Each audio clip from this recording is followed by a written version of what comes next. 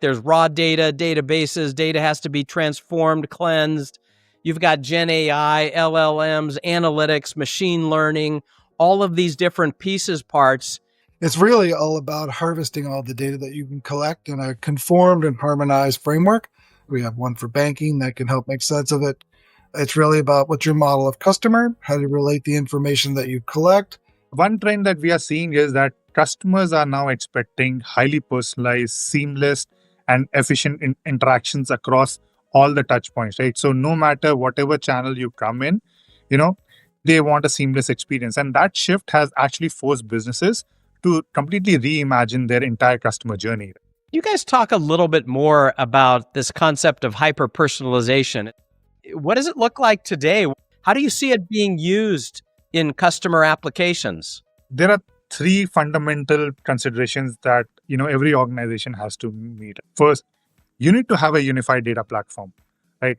Make sure that you integrate data from all customer touch points into a centralized system that then provides a comprehensive view of each customer's journey. The second thing is real-time decisioning.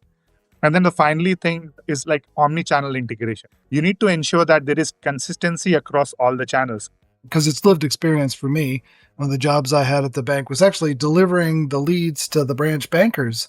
And we thought we were very sophisticated, but of course that personalization was really just assigning individual customers to segments. There were always segments underneath all the detail.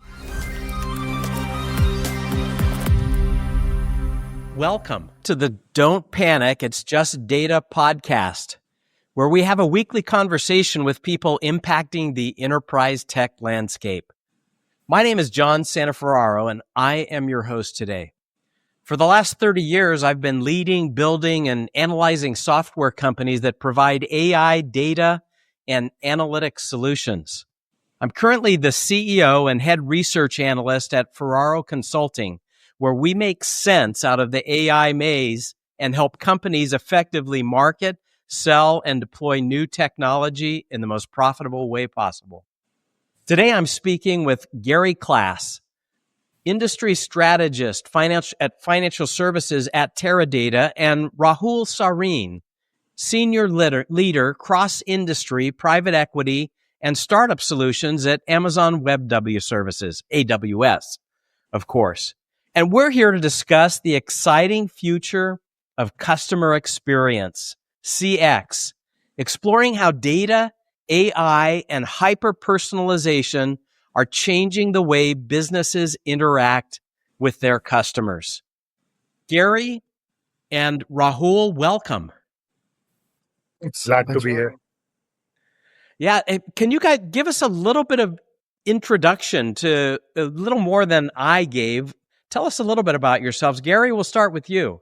Yeah, again, I'm Gary Klass. I work for Teradata for about the last year and a half. And before that, I spent almost 35 years in banking at Wells Fargo, kind of present at the creation of digital banking and direct marketing, and actually brought Teradata to Wells Fargo many years ago. So long experience in banking with a big focus on channel delivery, customer experience. And again, thanks for having me today.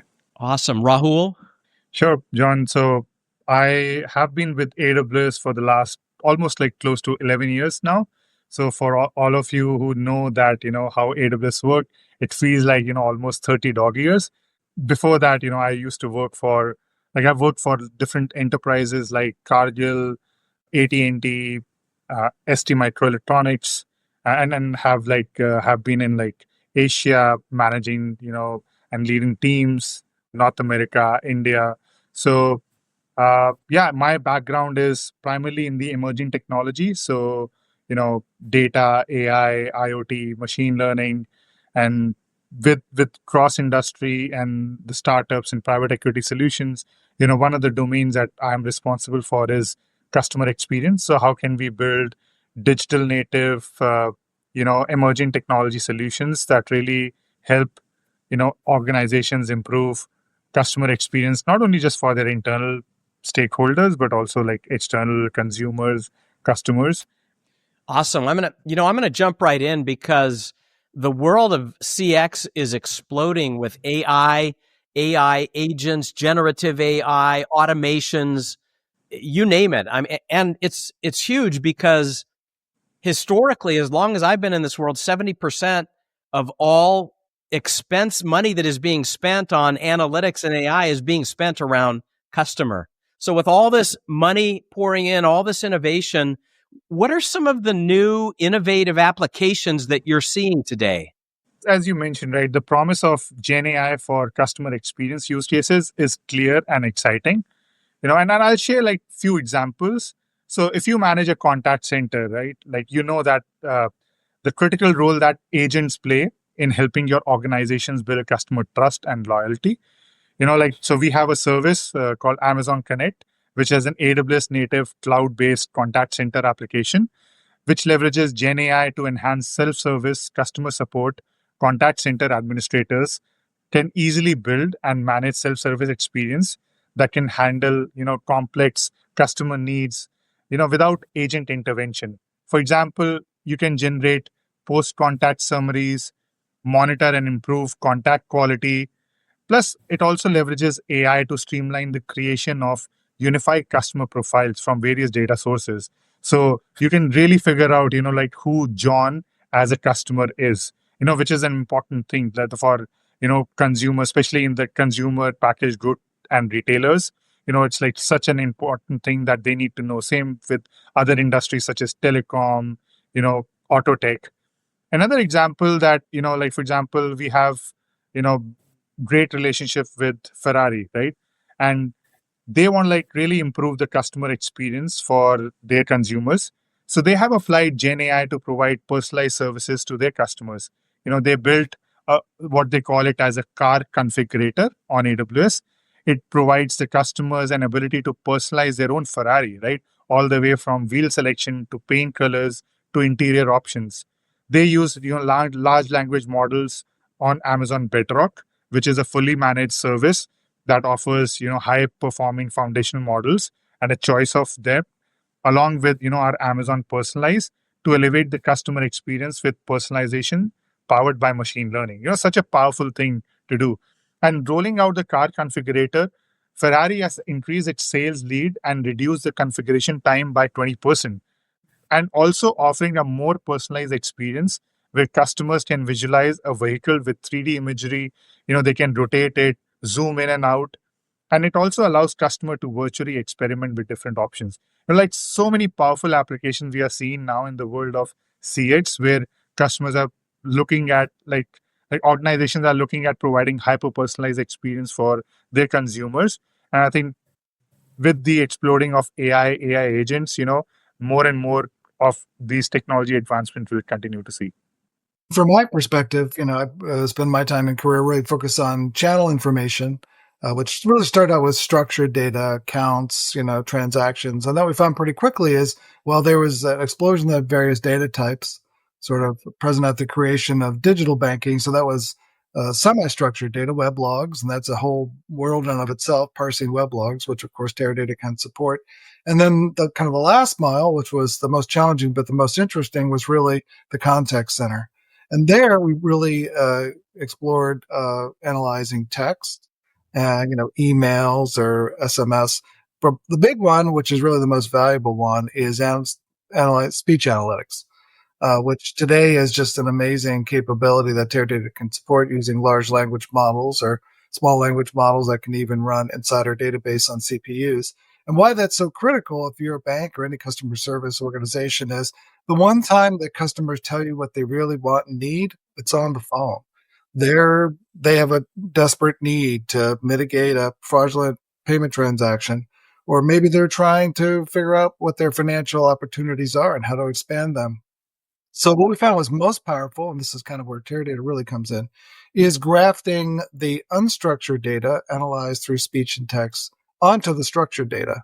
So then we can enhance the customer profile with these insights and explore more how to support them when they come back through personalization methods. So it's really about enhancing that 360-degree view of the customer using all the information that an organization can collect. And technology today allows you to really dive deep into the unstructured data, once again, speech and text. So it's a whole new world now. It sounds a little bit complicated, guys, because under the covers, right? There's raw data, databases, data has to be transformed, cleansed. You've got Gen AI, LLMs, analytics, machine learning, all of these different pieces, parts. So it is a complex, and it sounds like a complex and challenging thing. What is it? Is it that difficult? What's going on to simplify the way these things are done? From the Teradata perspective, it's really all about harvesting all the data that you can collect in a conformed and harmonized framework. We have models for various industries. We have one for banking that can help make sense of it. It's really about what's your model of customer, how do you relate the information that you collect, and again, in banking, their daily activities, how do you relate the insights from payments back to the customer, their channel activity back to the customer. So you need an overall framework, and you need the capacity of a relational database engine that can deal with complexity at scale. And that's where Teradata really comes in.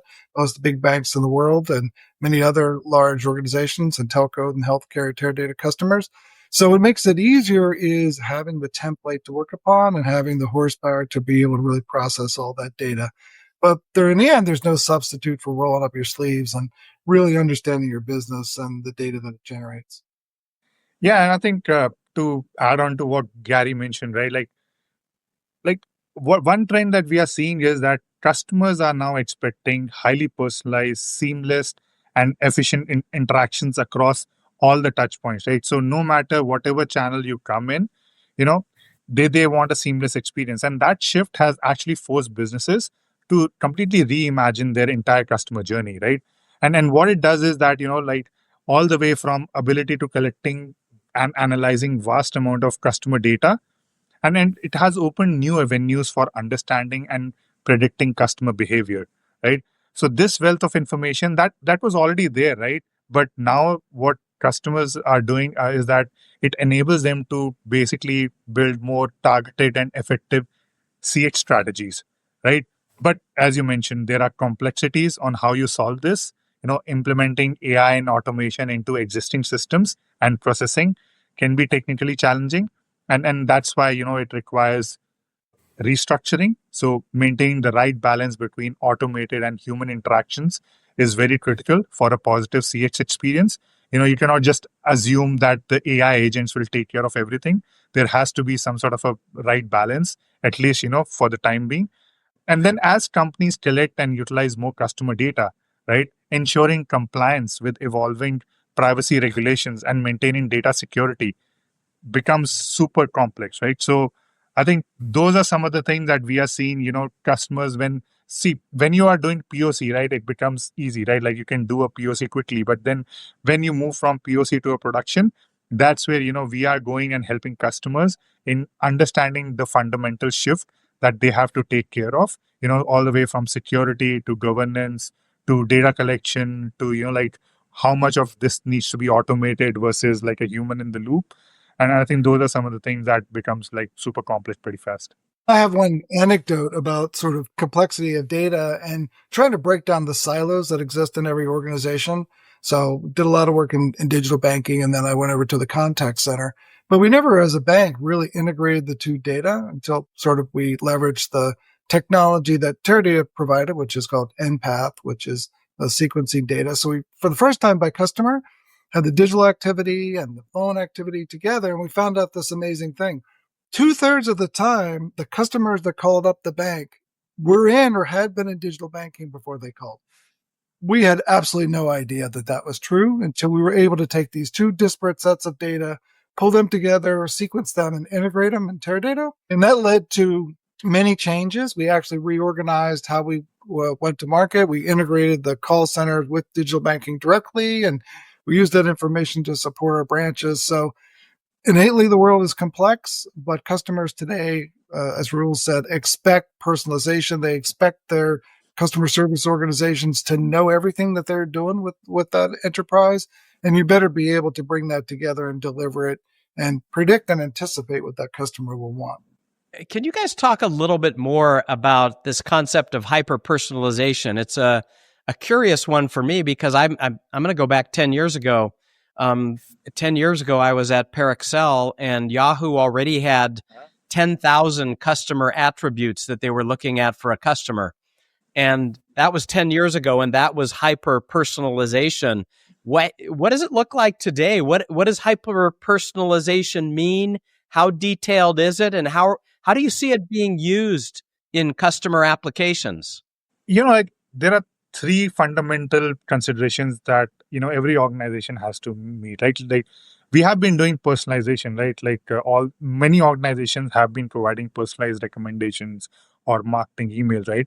What hyper personalization really means is, like, first, you need to have a unified data platform, right? Make sure that you integrate data from all customer touch points into a centralized system that then provides a comprehensive view of each customer's journey, right? So there is a very good quote of like Jeff Bezos, like, who said that, you know, if you have 4.5 million customers, then you cannot just build one store. You have to build 4.5 million stores, right? So that means that, that is the kind of personalization that you have to provide for each and every customer, right? The second thing is real-time decisioning, right? You need to implement systems that can make instant decisions based on the current customer actions and context, rather than just relying solely on historical data, right? And then the finally is like omni-channel integration, right?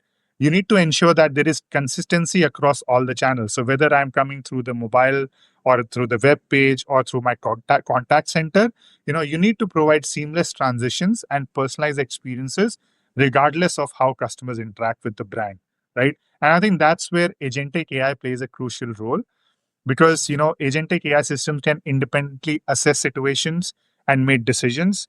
They can adapt to customer needs without constant human intervention. And then these systems, the beauty about this is, like, the constant feedback, right? They continuously learn from each interaction, and then they refine their understanding of individual customers and then adjust strategy in real time, right? I think that's so powerful. And then ability to work across multiple platforms and touch point, like, those are the things that will ensure a consistent and personalized experience throughout the customer journey. Yeah, and I totally agree with everything Raul had said, and because it's lived experience for me. One of the jobs I had at the bank was actually delivering the leads to the branch bankers. And we thought we were very sophisticated, but of course, that personalization was really just assigning individual customers to segments. There were always segments underneath all the detail. But then as we moved on and the digital banking revolution happened, and we could just acquire much more information about our customers, we could see, like, where they were exploring on the website. Did they start an application? Were they partway through an application? And then we could capture that data. And if that customer reached out in another channel, again, emphasizing one of Raul's points, like they called up or they went into a branch, we knew where they were in that application process, and we had a pretty good idea of what we needed to do to complete to the next step. So hyper-personalization, again, in a banking context, is really about timeliness. And again, it's that comprehensive viewpoint of everything that you can collect about a customer, what their interests and needs are, and you need to reference that through a family of, predictive models that say, what's the likely next product? This concept that we adopted early on of next best action. What's the next best thing that the bank should be doing with that customer when they reach out? It's not always pitching a new product. A lot of times it's just solving a problem. And again, that was one of the big insights that came from that channel integration project I talked about, was what is the task that the customer is trying to accomplish? Did they actually accomplish it? And often they're very frustrated. And if the bank can understand that by analyzing all the data and intervene, customers are happier and they're more likely to stay with the organization. So it's a complex world, but there are a lot of great technologies to support it. So it's hyper-personalization is definitely happening, and it's going to happen, I think, at the next level with all of the introduction of AI agents and agentic AI. Can you describe for our listeners what exactly is the role of AI agents in hyper-personalization? What kinds of things will agents be doing that will make personalization even more relevant to buyers or customers? The role for the AI agent is, because when you need to provide hyper-personalized experience, you need to have system react to the current scenario rather than just relying on historical data. So I think the predictive and proactive nature of these agents, like them identifying and resolving issues before even customers are aware of them, right? I think that's where the nirvana state will probably lie, right? So AI driven insights They will basically enable preemptive customer support, right? Automated systems will take action based on predictive customer needs, right?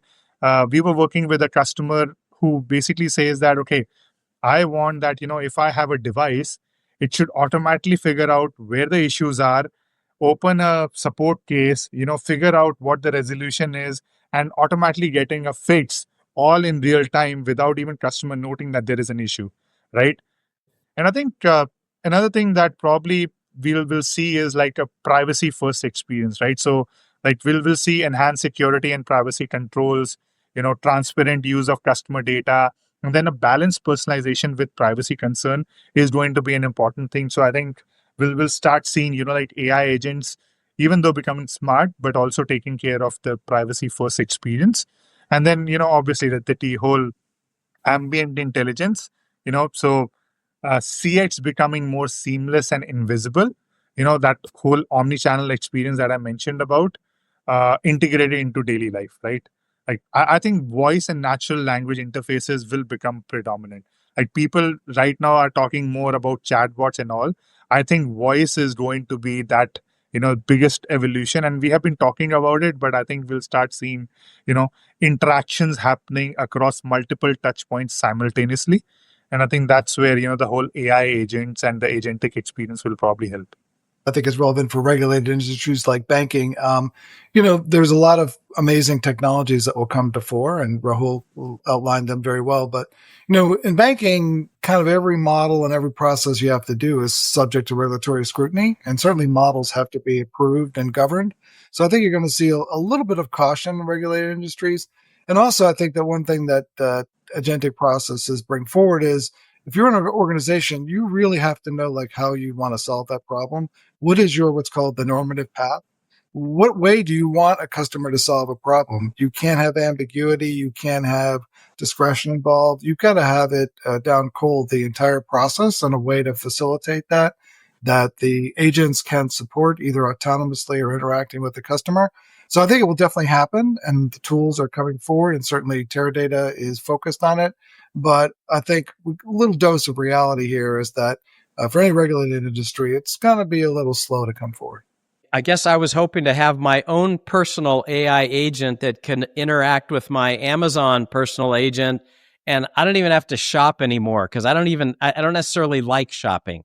So, well, we have solved some of the things with our Amazon Rufus. So if you go to our Amazon shopping, like you can go and interact with Rufus. That is that evolution towards that hyper personalized experience for customers. I'm curious about this. I've been talking about the unification of everything because technology has gotten so complex, data is complex, and every time we have a new technology that emerges, it seems like we add 7 more pieces, vector databases, RAG. It's like you could go on and on, right? But the customers want things to be unified, and unification makes deploying applications simpler for customers. What are you guys doing in your platforms to unify things and make it simpler for customers to deploy these kinds of CX applications? Yeah, well, our customers are, obviously financial and other large organizations, but the people that use our technology are basically, aren't customer facing, right? They work for the organization. So a lot of focus has been on, for us, integrating analytic tools directly into the database so we could do in-database analytics, and a big focus on supporting the emerging world of language models. And we actually have a vector database that's now a core component of Teradata to make that more facile and easier for people to use by minimizing data movement. We want to basically bring the analytics, bring that technology to the data itself, and a big focus on being open. Teradata increasingly supports open data formats, and we have a whole concept around bring your own model, working with model repositories like Hugging Face to actually let our customers use whatever models they want and actually deliver the inference either in CPUs on Teradata or with coexisting with GPUs. So it's an open world. That's kind of where we're going. And we're trying to make it easier for our customers to exploit the value in the data that they're collecting and processing. And I think same with AWS, right? Like we are thinking about the same thing that you just mentioned, right? Like how to provide that sort of a seamless experience for even like our developers, our customers, to, rather than like looking at multiple tabs, multiple services, how can we provide that unified experience? And I think, like I mentioned about Amazon Connect, right? Like that represents a transformative approach to contact center solutions, right? Like omni-channel cloud-based platform that delivers exceptional customer service, right? And then we provide seamless integration of our AI ML capabilities through technology stack. And it's a like no code, low code platform where customers don't have to worry about writing the code and figuring out, which underlying models to use, how to integrate with my knowledge bases. Amazon Connect takes care of it, right? Another like example is like our Amazon SageMaker Unified Studio, right? It's a single data and AI development environment where you can find access to all of the data in your organization and act on it using the best tools across any case, right? So from within the Unified Studio, you can find access and query data and even like the AI assets across your organization, right? And then work together in projects to securely bind them.